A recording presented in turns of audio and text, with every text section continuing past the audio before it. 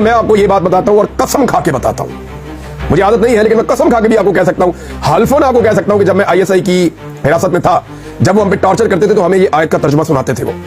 وہ یہ کہتے تھے تم لوگ فتنہ ہو, ہم تمہاری ایک طرف کی ٹانگ اور ایک طرف کی ہاتھ کاٹیں گے, اللہ کا حکم ہے. وہ یہ باتیں کرتے تھے. میں کہتا تھا کون سا فتنہ ہے, جواب اس کا کوئی نہیں ہوتا تھا. انہوں نے اولیاء مقبول جان صاحب کو جب مارا تو ان کو یہ آیت سنا کے کیونکہ اولیاء مقبول جان صاحب نے وہاں قرآن پاک کی تلاوت شروع کر دی تھی. جب وہ اولیاء مقبول جان صاحب پہ ٹارچر کر رہے تھے تو اولیاء مقبول جان صاحب قرآن پاک کی تلاوت کر رہے تھے. پوچھ لیجئے گا آپ ان سے جا کر. تو انہوں نے ان کا منہ دبایا اور پھر ان کو یہ پڑھ کے بتایا, انہوں نے کہا جی تم فتنہ ہو, تمہارا ایک طرف کا ہاتھ اور ایک طرف کی ٹانگ ہم کاٹ دیں گے. یہ میں سن رہا تھا اور میں چیخ رہا تھا, نہ مارو, بزرگ آدمی ہے, کیوں مارتے ہو, مجھے مارو یہ ڈر جائے گا, مت مارو اسے. تو میرے جو سیل تھا اس کے جنگلے کے آگے والا بھی وہ گھسیٹ کے بند کر دیا, اتنی تکلیف دی انہوں نے. تو یہ آرمی چیف وہی والی آیت سناتے ہیں. لیکن میرا ایک سوال ہے, لوگ بھی پوچھ رہے ہیں کہ کیا قرآن پاک سارا عمران خان کے خلاف یا PTI کے خلاف نازل ہوا ہے جو آپ ایک آیت پڑھ کے آپ سناتے ہیں؟ کیا قرآن پاک میں کوئی جھوٹ کے بارے میں کوئی تذکرہ نہیں ہے, دھوکے کے بارے میں کچھ نہیں ہے؟